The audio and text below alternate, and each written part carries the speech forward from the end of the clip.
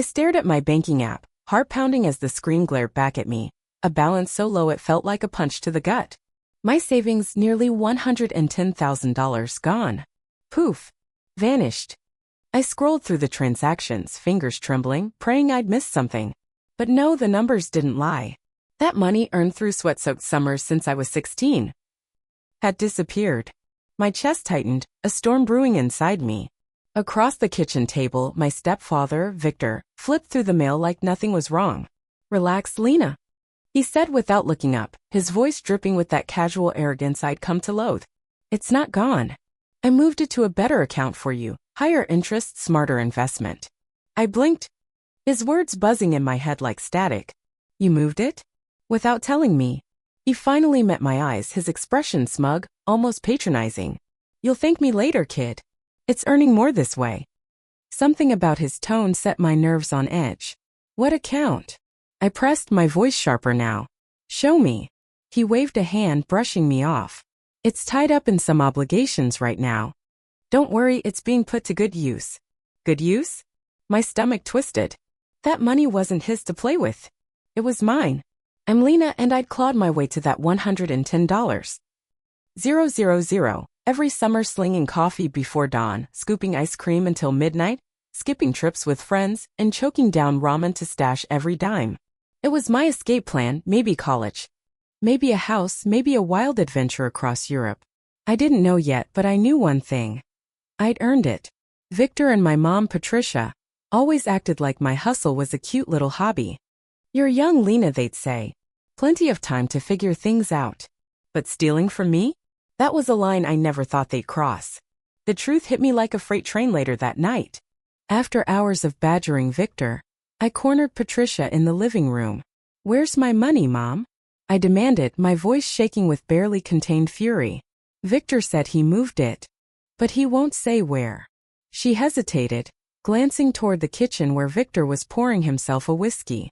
"Look, Lena," she started, her tone soft but firm. "It's not as bad as you think." "That's not an answer," I snapped. "What did you do with it?" Her face tightened, and I braced myself for the blow. "We used it to pay for Sophie's tuition," she admitted. "Sophie? My stepsister." I stared at her, dumbfounded. "You used my money for her college?" "She needed it," Patricia said, defensive now. Her financial aid fell through. What were we supposed to do, let her drop out? "Yes," I shouted, my voice cracking. "She's not my problem. That money was for me. How could you think this was okay?" Victor sauntered into the doorway, drink in hand, smirking like some wannabe movie villain. "You're young, Lena. You can earn it back." Sophie didn't have time to wait. The room spun as their words sank in. Every grueling shift, every sacrifice gone. "Hand it over to Sophie, who'd never lifted a finger for anything." "I want it back," I said, my voice ice cold. "Every cent." Victor snorted. "You're being dramatic. It's spent. What do you expect us to do, magic it up?" "I don't care how," I shot back. "Figure it out." Patricia sighed, rubbing her temples like I was the headache. "Lena, please. We're family. Sometimes sacrifices are part of that." "Sacrifices?" I spat. "I sacrificed. I worked for that money. Sophie didn't. You stole it and gave it to her like it was yours to hand out." Sleep didn't come that night. I lay awake, replaying their excuses, my anger simmering into something fierce and unshakable. By morning I'd made my choice. First call my best friend, Mia. "I need help," I said, voice trembling as I spilled the whole mess. "They what?" she exploded. "Lena, that's theft. You need a lawyer now."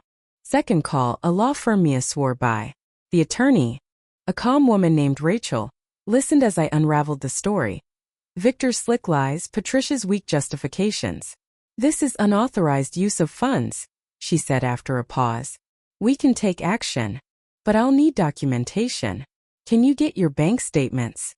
"Yes," I replied, resolve hardening. "I'll send everything." Hanging up, a strange calm washed over me. I didn't know what was next. But I knew one thing: Victor and Patricia thought I'd roll over because I was young, because I was family. They were dead wrong. The next few days were chaos, phone calls, emails, emotions crashing like waves. Mia sat with me one night, sifting through old statements, highlighting the damning transfer. "I can't believe they had the guts to pull this," she said. shaking her head. And for Sophie? She's already spoiled rotten. I nodded, gripping my pen so tight it nearly snapped. They think I'm selfish for fighting this. But it's my money. You're doing the right thing, Mia said, fierce. They're banking on your guilt. Don't let them win. Rachel agreed when we met. You've got a solid case, she said, scanning my evidence. Victor accessed your account without permission. We'll start with a demand letter. And if they ignore it? I asked, leaning forward. We escalate, she replied, a glint in her eye. Trust me. Legal pressure usually cracks people like them. Imagining Victor and Patricia sweating over that letter sparked a dark satisfaction. 4 years, they treated me like an afterthought. Fawning over Sophie. Now they'd pay. The demand letter hit their doorstep 3 days later. I pictured Victor ripping it open. His smug grin fading, Patricia pacing. Muttering about ungrateful kids. That night, my phone buzzed Victor. I almost ignored it, but curiosity won. What the hell, Lena? He barked. You sicked the lawyer on US? I took a breath, steadying myself. You stole my money, Victor. This is me holding you accountable. Stole? He scoffed. We're family. It was a loan. No, it wasn't, I said, sharp. You didn't ask. You just took it. Patricia's voice chimed in from the background. Lena, this is ridiculous. We did it for Sophie. And I didn't? I fired back. You had no right. Victor laughed, bitter. You're wasting everyone's time. You're young, earn it back. We'll see what the courts think, I said, hanging up. Their defiance only fueled me. Rachel filed the complaint the next day. Unauthorized use of funds, breach of trust. This'll wake them up, she said, sending me the docs. Word spread fast. Patricia spun her sob story to relatives, painting me as the bad guy. My aunt called, pleading their case. They were just helping Sophie, Lena. Isn't that what family does? Family doesn't steal, I said, ice in my voice. They didn't ask, they took. And assumed I'd take it lying down. She paused. Well, I guess you've got a point. Mia kept me sane, poring over updates with me late into the night. They're cracking, she said one evening, smirking. You've got this. She was right. Patricia's text turned desperate. Guilt trips 1 minute, begging the next. We didn't mean to hurt you. Can't we move on? One read. Another. Sophie's education matters. Don't you want her to succeed? Victor, though, stayed cocky, telling Rachel the money was family property. Let him bury himself, she said. The courts won't buy it. Then Sophie called, annoyed. Why are you freaking out over this? It's not like you needed it now. Do you hear yourself? I snapped. That was my money stolen. You're benefiting from it. What do you want me to do? She whined. Nothing, I said. I want them to fix it. And they will. When the court date loomed, Victor and Patricia caved, offering a settlement. We'll pay you back, Victor grumbled at mediation, but this is absurd, Lena. You're tearing us apart over a misunderstanding. No, I corrected, staring him down. You tore this apart when you decided my work didn't matter. I'm fixing it. The mediation room was cold, sterile. Victor sat across from me, arms crossed, fuming silently. Patricia fidgeted, avoiding my eyes. Rachel slid evidence across the table, transaction records, texts proving their guilt. The mediator, a no-nonsense woman, laid it out. The funds were taken without Lena's consent. Intentions don't change facts. I recommend full repayment, plus legal fees. Victor's jaw tightened. How are we supposed to pay that? Not my problem, I said, echoing his earlier dismissals. Figure it out. They signed the agreement, resentment radiating off them. Patricia whispered, we didn't mean for this, Lena. It didn't have to happen, I replied. You chose this. Walking out. Rachel grinned. You nailed it. They're lucky you didn't push harder. They'll pay, I said. That's enough. But it wasn't just the money, it was proving I mattered. 2 weeks later, the first payment hit my account. Not the full $110,000, but a start. I exhaled, tension easing. Patricia called the next day, softer now. We've started paying, Lena. Can we move forward? It's not just about the money, I said. It's about respect. Until you get that, we're not there. She sighed but didn't argue. Mia toasted that night, to holding them accountable. To never being a doormat again, I added, clinking glasses. Sophie texted a weak apology weeks later. I didn't know it was your money.